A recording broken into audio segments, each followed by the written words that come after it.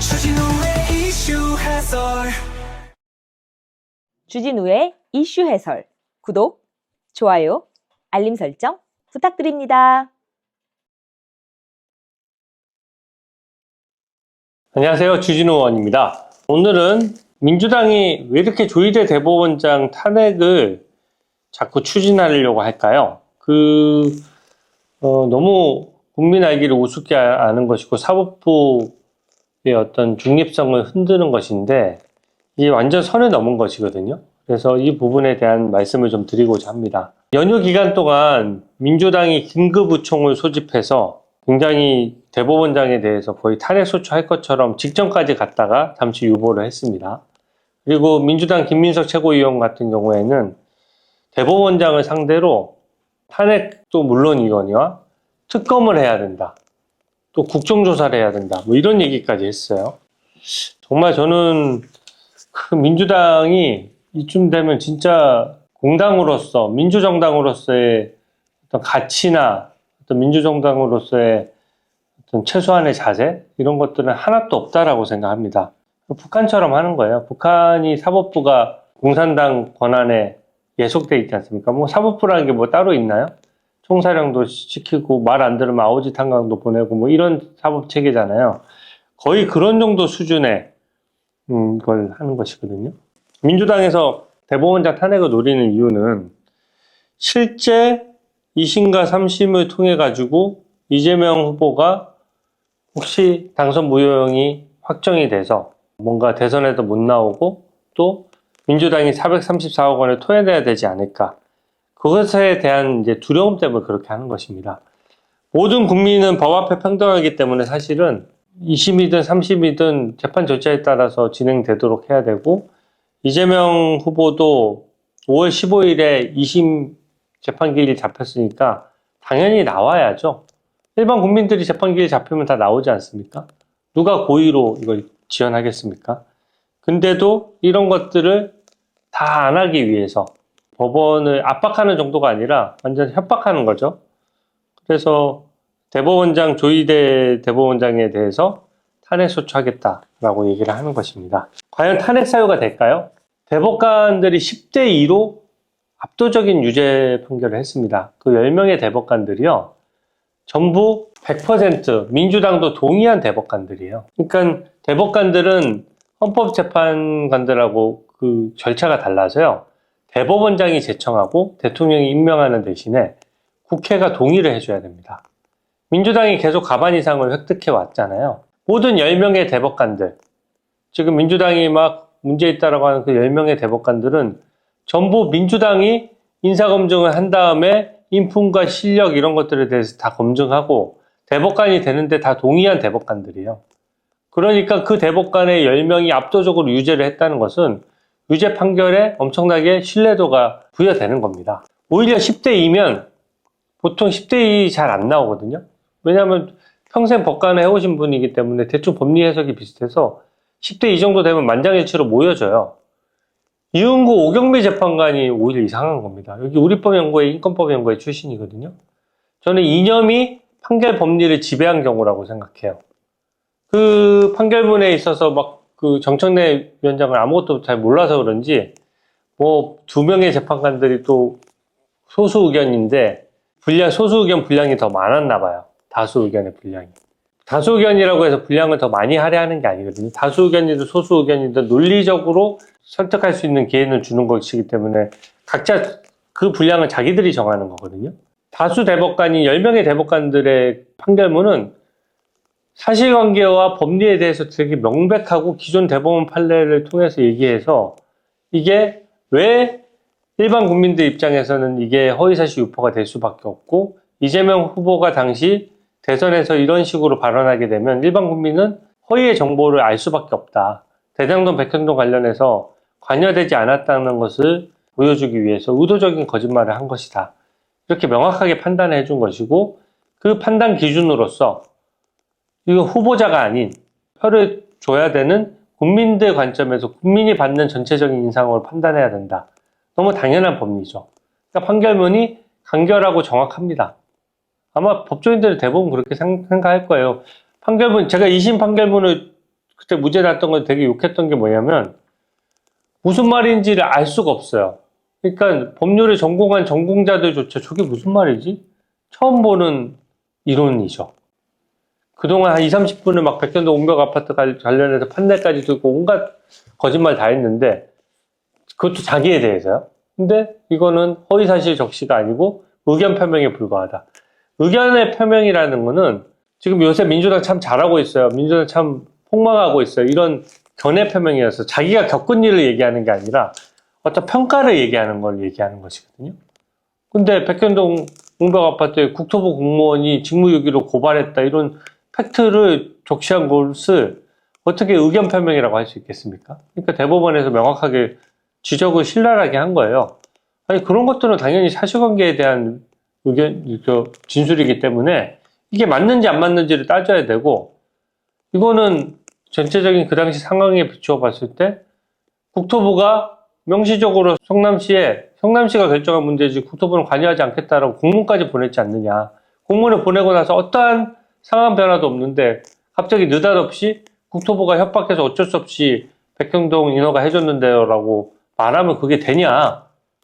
그런 식으로 거짓말하면은 일반 국민들이 뭘 믿고 판단하냐.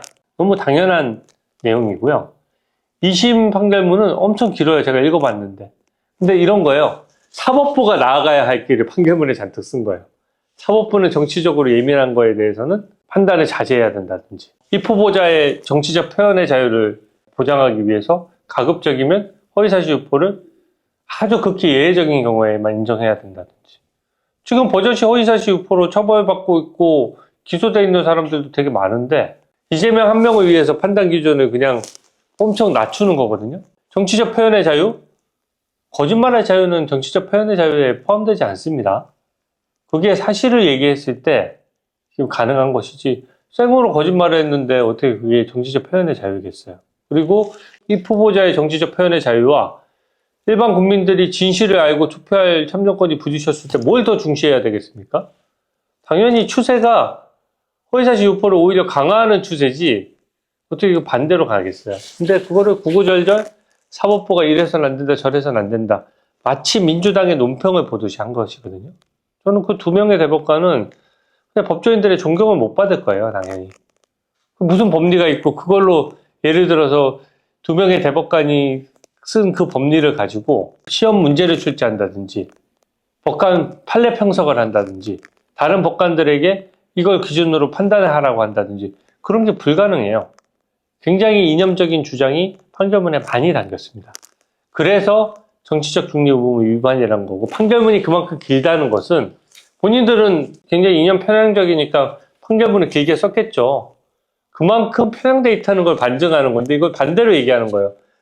반대 의견이 더 논리적이어서 더 길다? 그렇지 않습니다. 우리 뭐 얘기하잖아요. 거짓말하는 사람들이나 말이 안 되는 사람들 얘기하는 얘기가 횡설수설이 길지 않습니까? 혀가 길다는 표현도 하잖아요. 우리가. 왜 이렇게 혀가 길어?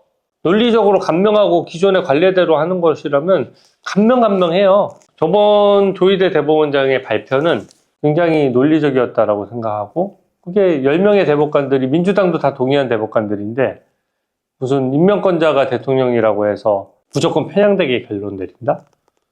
그럼 헌법재판관들은요? 그건 논리적으로 성립하지 않는 거죠.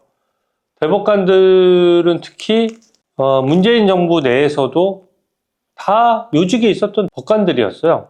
그러니까 법원에서 굉장히 인정받는 법관들이었기 때문에 대법관이 된 것이지 완전히 뭐 법원 판례도 잘 모르고 판결할 실력도 없고 재판 진행도 엉망으로 하는데 어떻게 대법관까지 올라갑니까?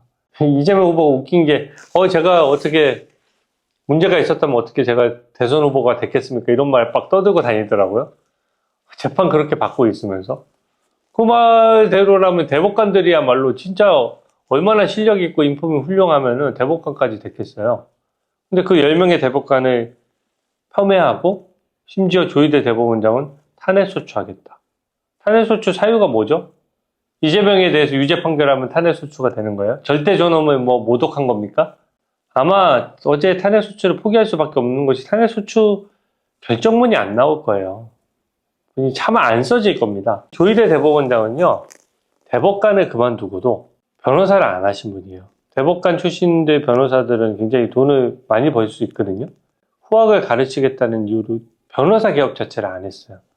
굉장히 청렴한 분이고 이 대법원장 역시 민주당에서 동의해서 대법원장이 된 것이죠. 근데 개인 비리가 있습니까?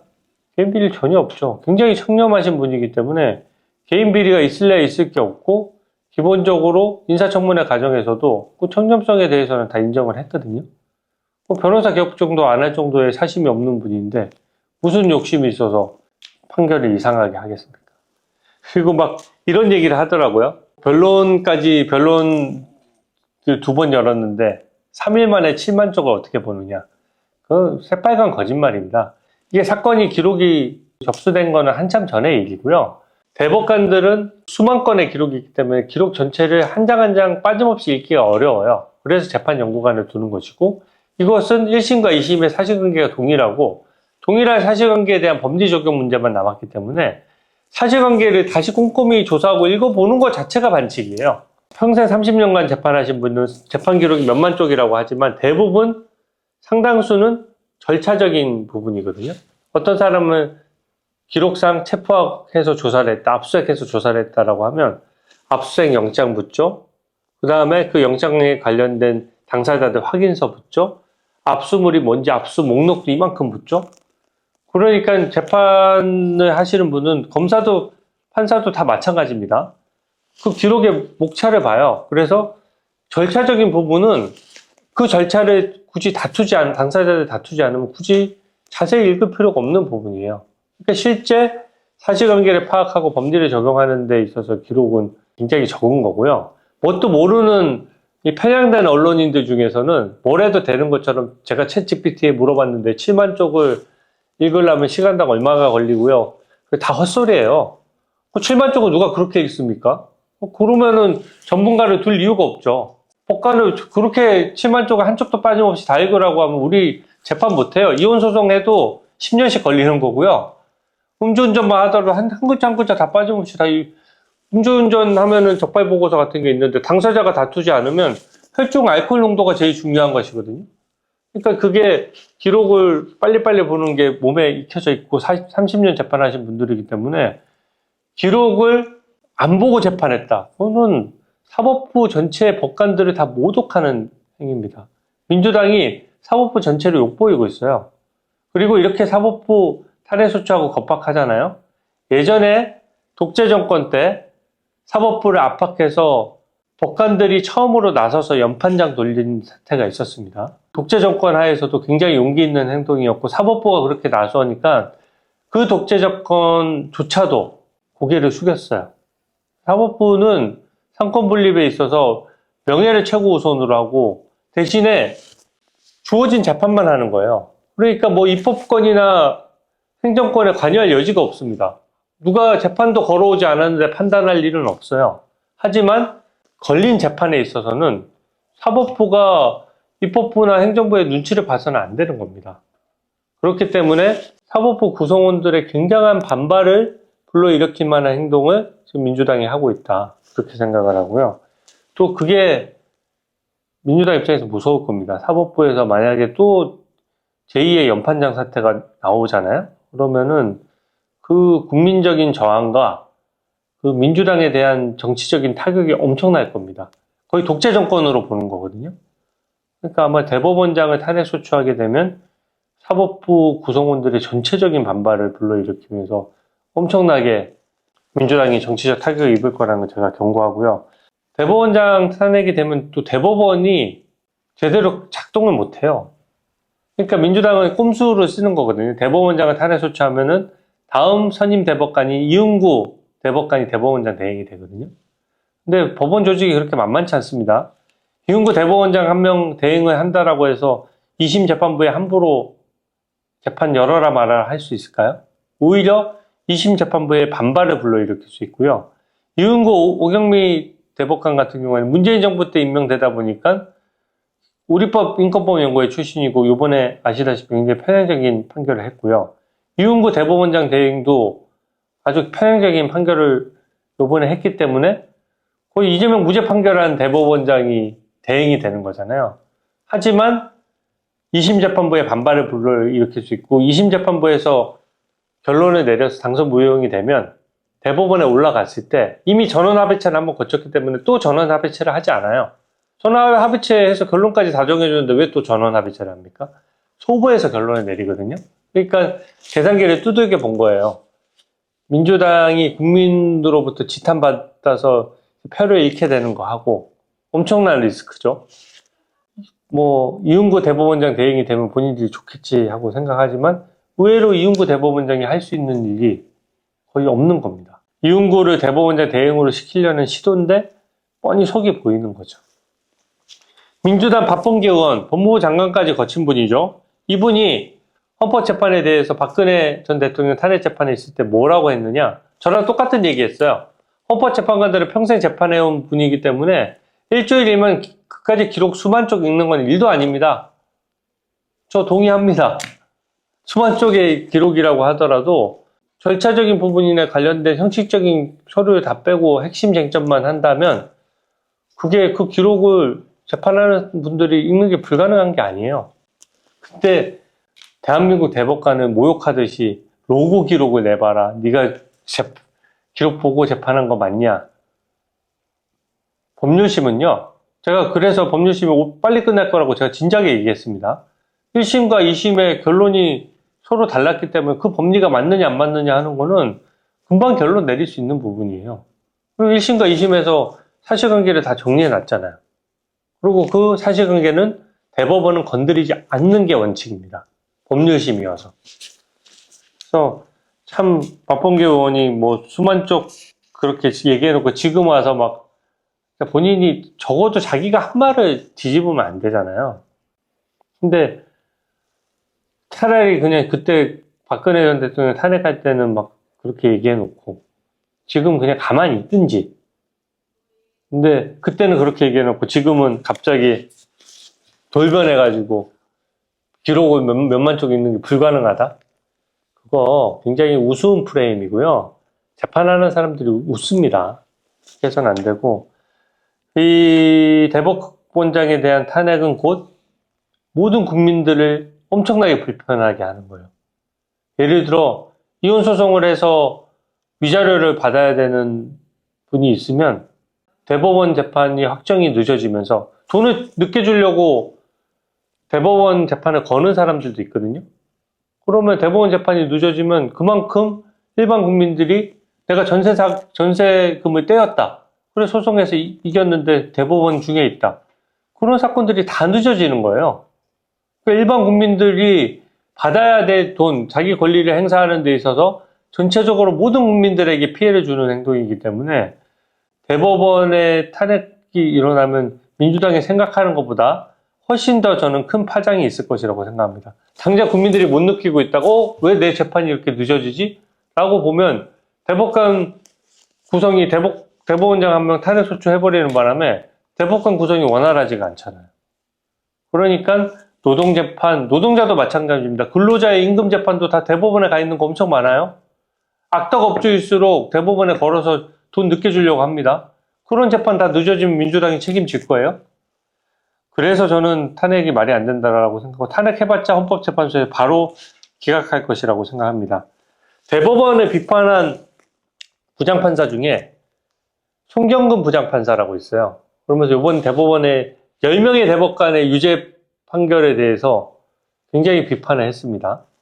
근데 이게 되게 부장판사가 대법원의 판단을 공개 비판하는 거 굉장히 정치적인 행동입니다. 이분은 어떤 분이냐? 김명수 대법원장의 최측근이에요. 국제인권법 연구회 출신입니다.